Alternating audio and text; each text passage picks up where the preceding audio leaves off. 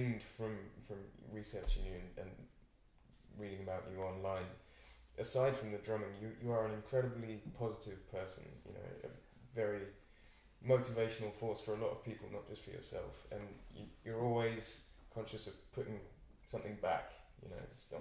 And you have your passions. Obviously, you know, drumming and music is that, but you're always putting that back into other people's lives. Do you think that energy and that motivation and that positivity makes you the musician you are? Yes. At the end of the day, music is sharing. Like I said, it's no I and we. So if we're on stage, you know, and I made this point yesterday, I said, all right, so everybody plug in and everybody turn on your iPod. Don't tell me what you're playing, but just on the count of, you know, 1, 2, 3, 4, just play what you're hearing. I said, who's going to pay to see that?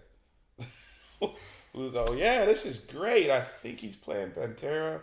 That sounds like Sinatra. And is that Louis Bellson? Maybe, yeah. I was like, you know, oh my God, that's Megadeth for sure. It's like, who's going to pay to see that all at the same time? So it's sharing at the end of the day.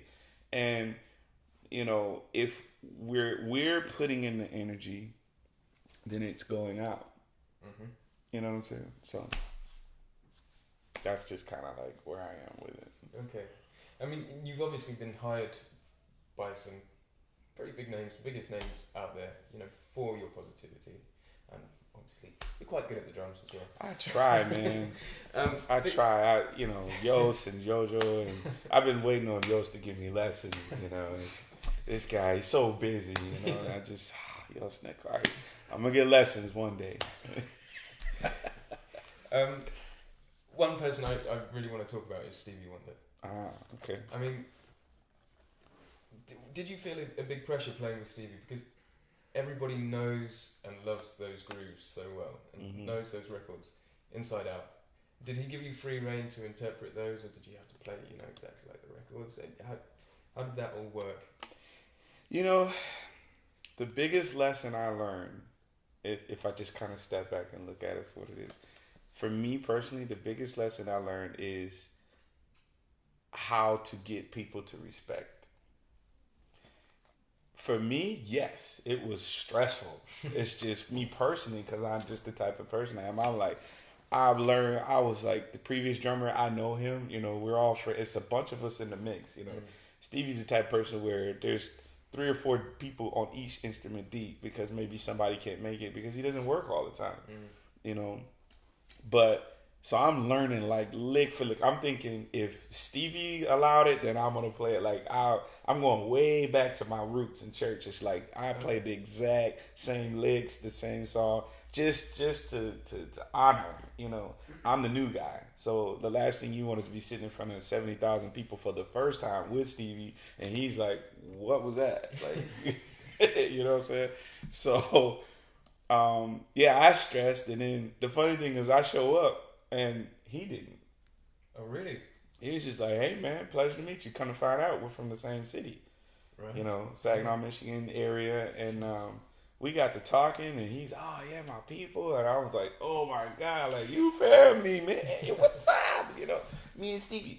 You know, that type of thing. So after that, it was like, oh, my God. Like, here it is. I'm stressing, you know, but out of respect. You know, just to honor his music and his stage and his moment and be a part, you know, feel blessed to be a part of that. But he's just like, hey, man, do you?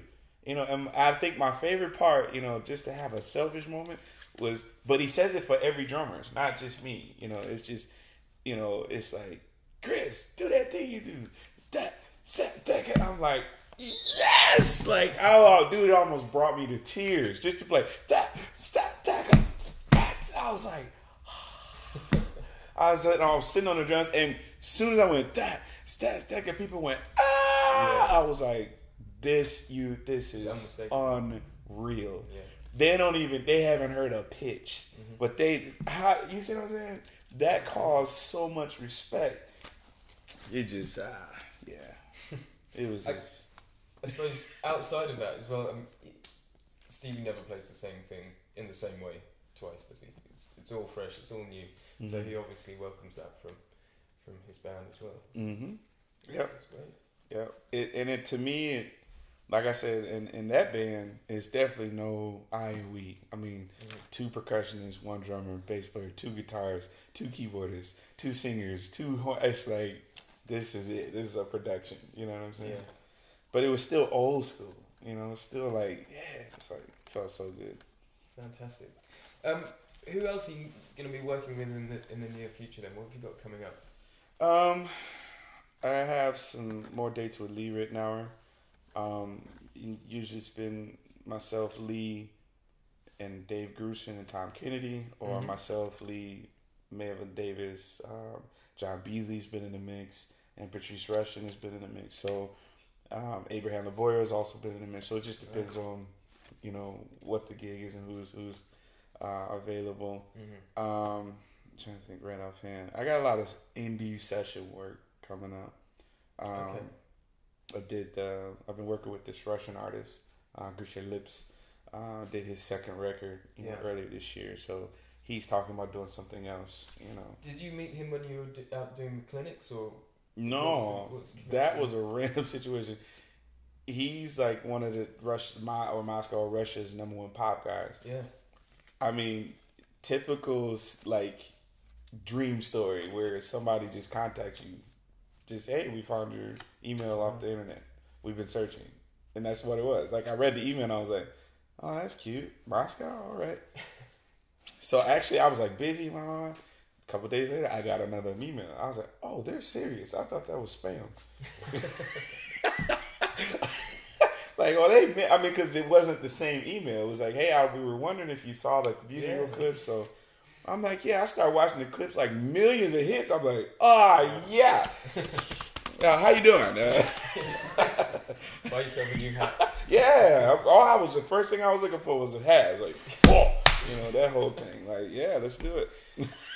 I'm from Detroit. I can take the cold. Yeah. Yeah. But then you've been in Russia again recently, haven't you, with the clinics? Yes. Yeah. Yes. Clinic tour and, you know, doing all that stuff. So it's been fun. Much more clinics and camps and workshops, and I really dig that stuff, man. Like I said, it's another platform and an opportunity to inspire. I mean, it just does my heart because I see my son, but to see somebody else and they go, it's like you can see him going, and I'm just like, a little more, keep pushing, and all of a sudden they go, you go, yes, you got it. You know, it's an amazing feeling. And you learn from that yourself as well, watching other people's learning processes and stuff. It helps you to understand how you take things on board. Yeah. It also refines your teaching approaches because you have so many different personalities. So you got to say, I got to read you in 30 seconds to figure out the best way to get you this information. You know what I'm saying? Yeah, it's like a Rubik's Cube. You remember those? It's like, So you still teaching one-to-one lessons independently as well? Do you do that? Yeah. Los Angeles. Okay. And then occasionally when I can, not as much as I'd like to, but in Drummers Collective in New York, still a part of that. And then, you know, wherever else I can get it in. Yeah. And the Drum Fantasy Camp is coming up in July, is that right? Oh, yeah. End of July into August. Okay. Yeah. So who's involved with that with you? What's going to be going down there? Myself, Dave Wacko, Virgil Donati, and Dave DeCenzo. Yeah, that's right. Yeah. I'm making sure I'm not forgetting. But yeah, I think it's just 4 this year. Normally it was 5. Okay. The first time I did it was myself, Dave Wacko, Peter Erskine, Steve Smith, and Gavin Harrison. Yeah, sure. That was, you know, that's an amazing event, amazing experience. So I'm looking forward to it. And Weckl is a hero of yours, and you've been working with him recently, haven't you? Yeah, we've done the Higher Ground.